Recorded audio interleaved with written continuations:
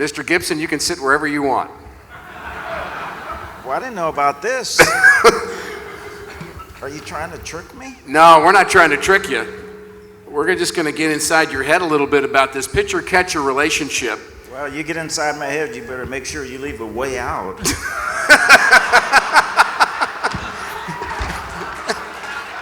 Actually, I got to say, Bob, I've known you a long time, and I'm still a little scared sitting next to you, frankly. But let me start with Adam. And again, as John said, this year, Adam, Wainwright, Yadier, Molina break the record for most games with a battery, the pitcher and the catcher together, which says a lot about longevity, Adam, for you and Yadi.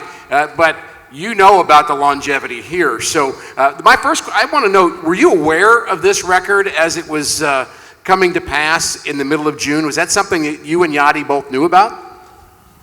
Honestly, no. I knew the only kind of tandem that I was chasing was Cole Hamels and Carlos Ruiz. I know that they were out there and they had more starts than Yadier and I just didn't want anybody else out there that had more than Yadier and I was. So when Cole Hamels was traded, I had my pom-poms out because I honestly, I didn't think that it was possible. Most of the records that Mr. Gibson has set especially are unreachable, it's perfectly fine. I mean, it's great job. You did a great job. It was amazing. Hey, Adam. Bob. Okay, Bob. Yes, sir, Mr. Bob. Well, Adam, obviously it's a record of longevity. It means you've been around a long time. Yadi's been around a long time. These two guys, Cardinals for a very long time. You are one of the players, and we've heard many talk about the Cardinal players that appreciate the tradition of this team. Mike Matheny said that very well, but you know that Bob, we'll call him Bob, was one of the best, and Tim, Hall of Famers right here. So how do you put that into perspective as a Cardinal who has attained that level with Yadi? Well, first of all, I'm not going to call him Bob. I've heard he gets mean, and I do not want to. I don't want to be on the other end of that. You know what? I can't put it any other way besides it has been an absolute treat, for one, and mainly to be a St. Louis Cardinal, and two, to throw to Yadier Molina all these years. I mean,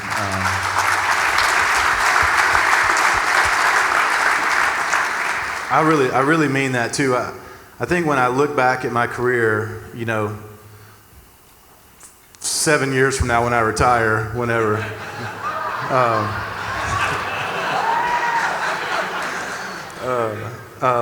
Whenever it is, right? When I look back at it, I told Yadier this year, man to man, looked him in his eye and got real lovey on him, and I said, when I look back at my career, when it's all said and done, I know that one of the things I'll be the most excited and proud to say is that I was able to pitch to Yadier Molina for all these years. That's a terrific statement. Wait a second. You just said that you were getting lovey on the mound? Yeah. I was actually going to comment on that. How does that happen? Not on the mound. Well, I think about think about the personality. I was wondering with him, how does that happen? If I can't hear real well, but not on the mound. I want the other team to know that when I'm pitching, I'll rip their heads off, and when I'm not pitching, you might be dancing in the dugout. My team should know that I love them. Right, I get it.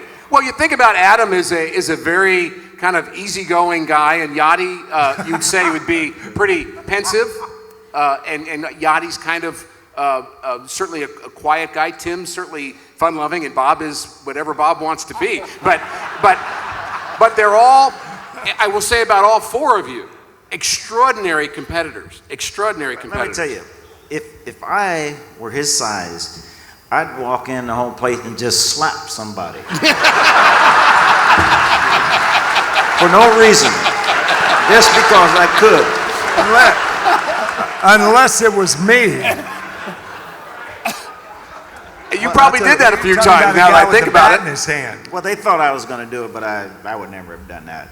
I'd wait until we could get after the ball game. I can catch them in the alley. That's what I would have. I'll tell you one thing that is really amazing about Mr. McCarver is that, you know, the list that my brother showed me the list the other day of the top battery mates of all time, and you know, I'll be bragging, right? We passed Whitey Ford and Yogi Berra this year, and that is pretty awesome. Big deal. But about Mr. McCarver, he's on the list like he is like number 3 or 4 all time with Steve Carlton. And that's kind of, when I look up at that, I just go, wow, what a great career he had to be on that list, to have had, I feel like we just barely passed them, and that's like my whole career, and he's done that, plus another whole one of my careers, plus some. So it's pretty awesome. I'll tell you, Adam, I have a story about that.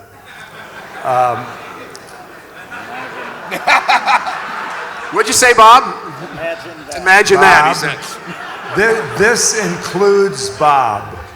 As a matter of fact, this is what Bob is all about. In the Hall of Fame, and Steve Carlton was elected to the Hall of Fame in 1994. And the night before the induction, Steve was honored along with Richie Ashburn. They were the two that were inducted in the Hall of Fame. And I didn't want to say anything. I was asked if I wanted to say something. I said, this is Steve's night. I don't want to say anything. So after Steve spoke, he would...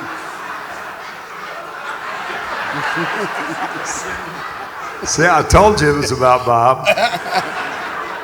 After Steve spoke, he looked at me and he said, you sure you don't want to say anything? And that was unusual for a lefty. And I said, okay. So here's what I said. If Carl Hubble goes down in the history of the game as having the best screwball, and Sandy Koufax with the best curveball, and arguably Nolan Ryan with the best fastball, that Steve Carlton will go down in the history of the game as having the best slider in the game's history. So we hugged and everything. I've got a picture of it at home. It's one of my prized possessions. And as we're hugging, Lefty is 6'5", so I'm 6 feet tall. I'm 5'11" or so. So I'm trying to get up over his right shoulder. I see this hulking figure swimming through the crowd, and it's Bob. And he gets this far from my face, and he says, the best left-handed slider in the history of the game.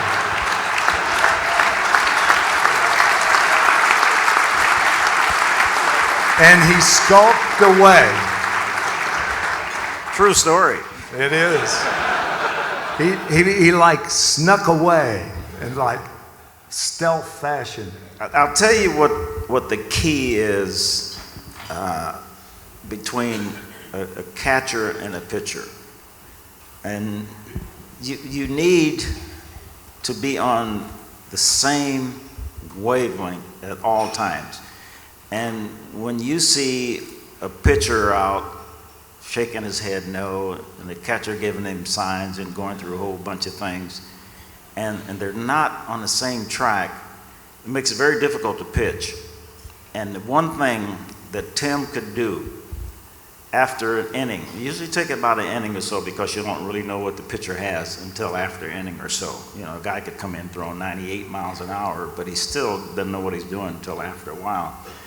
But what Tim and I did so well is I knew what he was going to call the next pitch depending on how the guy reacted to the pitch I threw the time before. And even to the point as one time I had a man on third base, and I knew Tim so well. Tim went down through a bunch of signs, and I started winding up because I knew where he was going, and he kept going. And I stopped. It was his only balk. It was Bob's only balk with a man on third. Run in from third. And I went, Shit happens.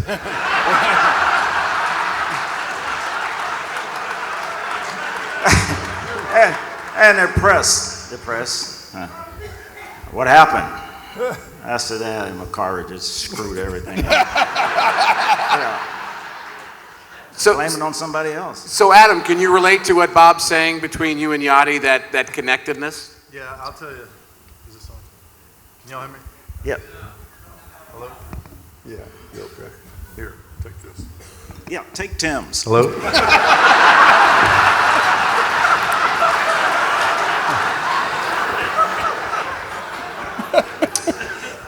So one time, Tony Cruz was catching me, and he came to me before the game, and he goes, all right, I need to know, like, you know, some checkpoints or whatever. Like for the middle of the game, if we're gonna, I don't want you shaking a lot, and you're kind of shaking a lot. And he goes, and I don't know how to do that ESP thing that you and Yadier do, where like he doesn't even put down a sign and you know what to throw and you just throw it.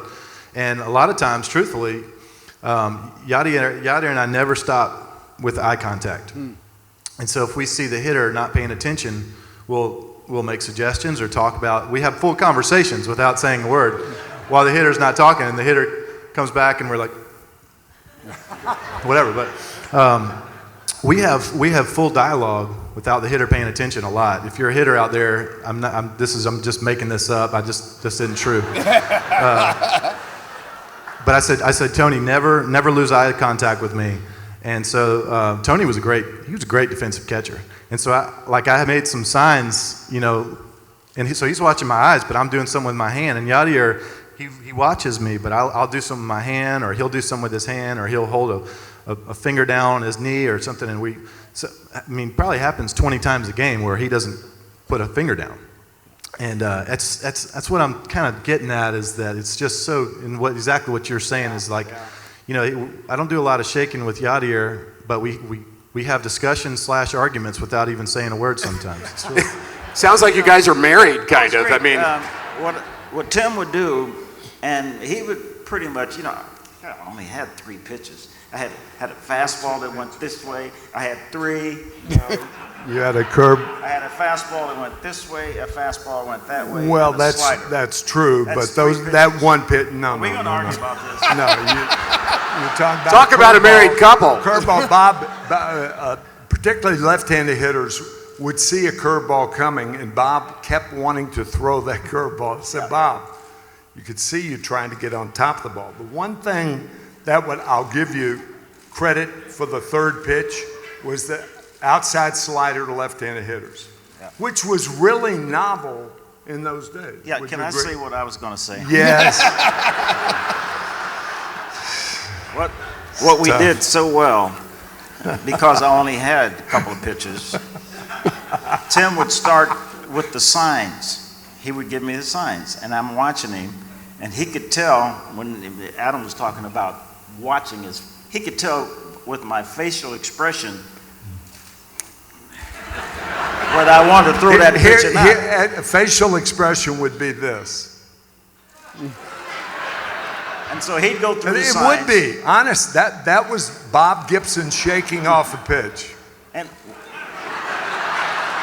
And believe me, you talk about trying to get used to something, like Bob is saying, you're an idiot. How can you call that pitch? What I was saying Yes. was that Tim would go through the signs, and I would go, That was it. and then he would go on somewhere else. He didn't have too far to go. There was only a couple of pitches. And I'd kind of cock my head a little bit, and he'd just keep on going until he got to the right pitch.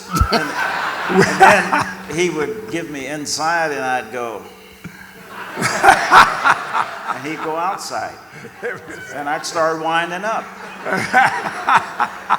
Isn't it wonderful to listen to these guys talk about pitching? And We have.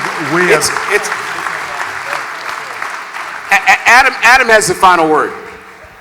I don't want to. I'm going to give you back the mic for a final word, but I just wanted to say, touching on what Mr. Sir Mike Matheny said earlier, is that, you know, in 2009 spring training, I remember sitting on the bench in spring training, and Mr. Gibson came in, and he sat right next to me. Actually, I sat right next to him, and he was talking about pitching. And I remember asking him, like, talk to me about your intensity when you were pitching, because I look at the camera on these clips, and I can see that you're mean out there, and I want that. And I was kind of being mentored by Chris Carpenter, who was pretty mean himself. And he told me about the tenacity that it took to throw every pitch, and that, you know, when he got done pitching, he was so tired, and he was bleeding and all kinds of crazy stuff, and that, you know, when he didn't eat before he pitched because he wanted to be hungry out there for the win and all this stuff. And I took notes on that, and I was like, this guy is intense. It's awesome. I love that. And I can tell you, it made a profound difference in my game, because I knew I needed to step it up. And so, like, when Mike says that, you know, we love having these guys around, we really do. And last year, Mr. McCarver wrote a handwritten note to me, and it was really special. And he just talked about, you know, he admired me for being a competitor and whatnot. And I have that framed in my office right now, because I love the Cardinal history. I love what these guys have done, but I respect them so much more as people and as players and as mentors to us. It's amazing. What a great testimony that is to the Cardinal greats. And